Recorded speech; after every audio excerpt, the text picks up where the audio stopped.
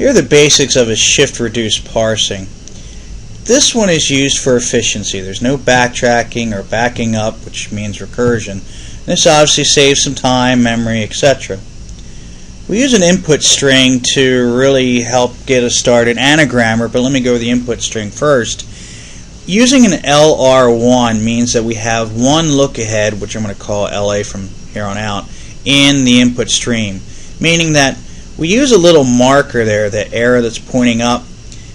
The unscanned portion is always going to be on the right hand side, and the left hand portion, well, means that we've scanned that portion. Now the first look ahead is going to be the first element on the right hand side, which is that first ID all the way to the left. When we shift later on, that arrow is going to physically move to the right and kind of put its way in between some of the tokens here, and the next look ahead will be whatever's in front or just right of that marker. In bottom-up parsing, there's only two kinds of actions. Now I will give you a table that better describes this, but I'm just trying to give you some info first. In shift, we're going to move that cursor one place to the right, and we're going to add the look ahead to the stack. In reduce, we're going to imply an inverse production. Now what does that mean? Well, if you look at the grammar above, notice the arrows are going the other way. So if you have an ID in your input string, we can think of it as promoting it from ID to value. Again, there are certain conditions when this happens, but it says reduce, but I almost want to say promote because it's going up the grammar chain instead of down. We're also, again, remember the overall goal here is that we're checking an input string to see if it really matches a grammar, and we'll use that parse later on to determine that.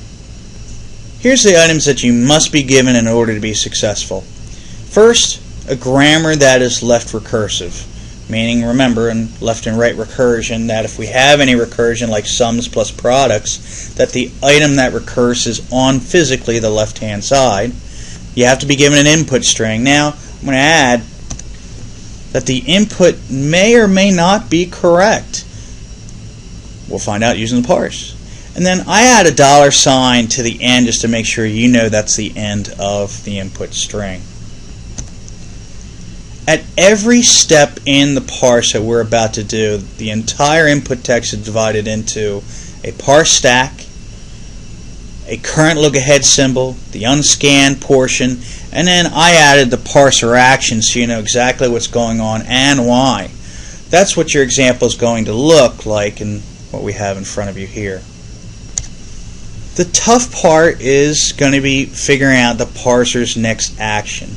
It's determined by first the look ahead symbol, then the rightmost stack symbols that are hanging out in the parse stacks. This is tricky. I give you a table to kind of make this simpler, and again, once we go through the example, hopefully it makes it real simple for you. But creating all these actions as what's ahead, especially looking at the look ahead symbols, is tricky. And here's one last thing about the parser, is that the parser wants the biggest match possible. They call it lazy. It's waiting for the right hand side and the look ahead symbol not to match before it has to do something.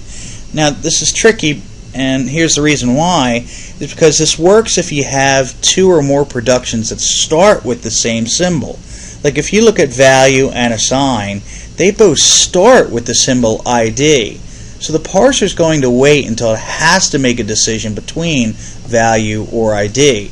And if you look at products and sums has exactly the same starting symbol with products, but in products, the first original one, it has a multiplication symbol. So it's going to wait before it has to make a decision.